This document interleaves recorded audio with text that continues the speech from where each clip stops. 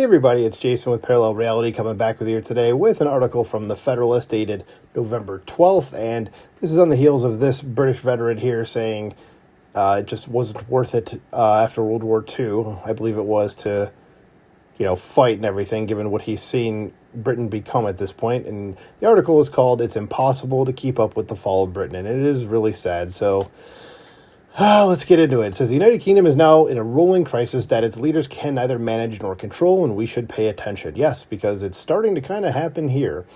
It says hardly a day passes without some news item out of Britain that underscores the depth of the crisis in that country.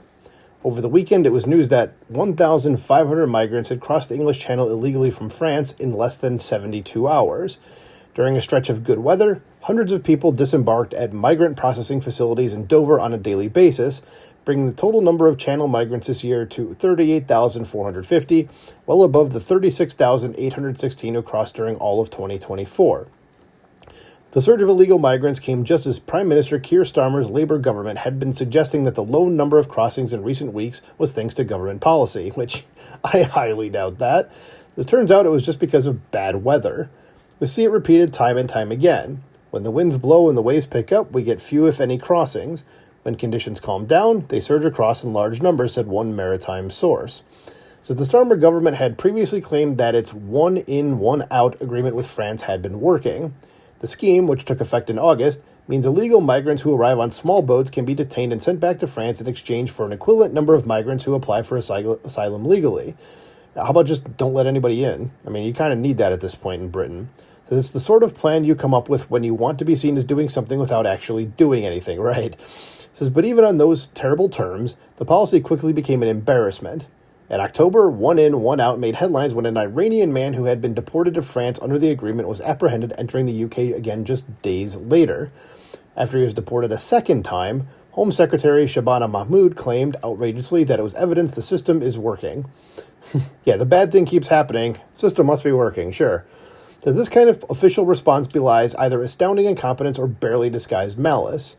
You would think that confronted with thousands of migrants illegally entering Britain from France every week, excuse me, not cutting that out, the government would rightly conclude that France is allowing migrants to cross the English Channel illegally en masse. Yes, that's what I would be thinking too, as you would think there would be repercussions for that. But instead, the British people get farcical statements from their political leaders about how the one-in, one-out policy is working, even as the boats stream across the channel. Meanwhile, the consequences of unchecked migration and non-assimilation are playing out on the streets of increasingly dangerous British cities. Most of the migrants arriving in Britain are from places like Eritrea, Afghanistan, Sudan, and Somalia. I should say Somalia, not Somalian. Societies that have very different views of civic life and civilization itself. Most of them are Muslim, and upon their arrival, they are absorbed into one of Britain's many growing unassimilated Muslim communities in Birmingham, Bedford, and parts of London like Tower Hamlets. These are places that only bear a faint resemblance to what they were 20 years ago thanks to mass migration. And yeah, that's how fast things can change. So it has become impossible not to notice the change. Last month in Birmingham, a city that's now a third Muslim, local authorities announced that fans of Maccabi Tel Aviv would not be allowed to attend the team's Europa League match against Aston Villa. And if you want to hear about that, I did a video on that as well, or you can just go ahead and look it up on like Google or something. It says the official reason, before I even start that sentence, you can click on the link on the article here that you're looking at on the screen, hopefully, because the article is linked in the description below. So back to where we were. It says the official reason given was that police could not guarantee the safety of the Tel Aviv fans. That was true enough, but the full reason, as everyone knew, is that the city's Muslim population is both anti-Semitic and violent, and if Jewish Tel Aviv fans showed up in numbers, they would be attacked by a Muslim mob. And as it happened, a few Jewish fans did show up to protest, and police herded them into a nearby steel-ringed basketball court that protesters referred to as a Jew cage, even as Muslim fans roamed around chanting "Death to the IDF," "Allahu Akbar," and "From the river to the sea." Nice people, huh? So on top of non-assimilation, there is the issue of migrant crime, which is often directed at white British women. Last month, 19-year-old asylum seeker from Sudan named Deng Chol Majek was convicted of murdering 27-year-old Rhiannon Sky White, who worked at the migrant hotel where Majek lived. Majek followed White from the hotel to a bus station where he stabbed her 23 times with a screwdriver, 19 times in the head. Dear God.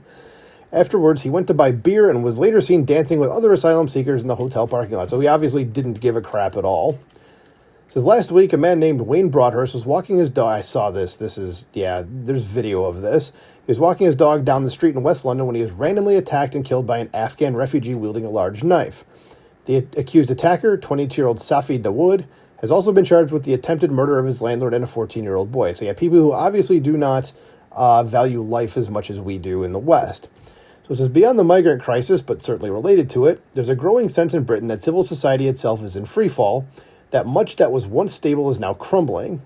Incidents of random violence, whether perpetrated by recent migrants or the unassimilated children or grandchildren of migrants, seem to occur daily. Last week, a 19-year-old woman was found dead in the street in a Birmingham suburb.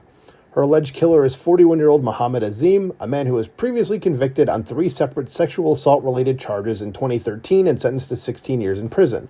Why was he out on the streets? No one seems to know. Then on Monday, a woman who had been attacked randomly at a bus stop in Birmingham on Friday died in the hospital from her injuries. The man arrested in the attack is 21-year-old Jason Raphael, and I probably got their first name wrong, but he's a murderer. I don't care. Was also charged with 2 separate accounts of assault, possession of a bladed weapon, and assaulting a detention escort officer. So a whole bunch of nice people committing these crimes here, huh? The cumulative effort of all of this is a growing feeling among the majority indigenous English population that the government is destroying the country through mass immigration, legal and illegal, and a policy of pandering to the unassimilated Muslim community. I wouldn't even say it's a feeling. I say that's absolutely happening. So the Starmer government is locked into a Soviet ideological framework, unable politically to alienate its Muslim base, and unable to enact reforms that might save the country. Britain's political leaders are operating under conditions of fear and duress, unable to manage or even name the crisis now engulfing them, and losing control of the country day by day. I was about to say every day, but yeah, I mean, that's basically the same thing, and they're losing it in real time. What this portends is widespread civil conflict. And what's the link? What was this link to here? Oh, another Federalist thing. It's Civil War's coming to Britain, which I actually did. I reviewed that article in another video. And yes, I think that's absolutely going to happen, and I don't want to see it happen by any stretch of the imagination, but I think it's practically inevitable at this point. In the meantime, we are watching a once great nation, our mother nation, in fact, collapse into ruin. It is harrowing and sad to witness. It should also, for us Americans, be a cautionary tale. A 100-year-old British veteran of World War II appeared on a morning news program Friday, proudly wearing his war medals, and that is the dude, up here. This is him right here, who I mentioned earlier, so let's go right back to where we were. So it says, the man, Alec Penstone, was 15 years old when World War II broke out in 1939. He volunteered as a messenger during the Blitz of London, pulled dead bodies out of bombed buildings, and joined the Navy as soon as he was old enough. He promised his father, a World War I veteran who witnessed the horrors of trench warfare, he wouldn't join the Army. Penstone served aboard submarines and then an escort aircraft carrier that played a vital role in the D-Day landings, sweeping for mines in search for German U-boats. He's one of Britain's last heroes of that war. Yeah, that sounds like an actual, hero as well.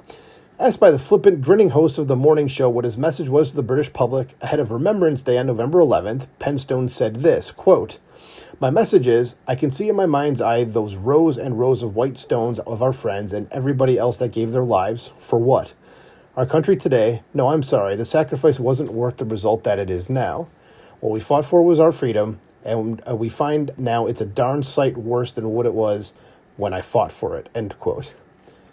And that's the end of the article. Yeah, that's just, I feel sorry for that dude, that he's actually watched his country go basically down the drain, and the leadership doesn't seem to care, and I feel really bad for the guy because he's an actual hero. And unfortunately, like I said, it's going to take some people doing some really bad things to get things back together in that country. So there you go. So what do you think about this? Let me know in the comments below. Please like, share, and subscribe, and I will talk to you soon. Bye.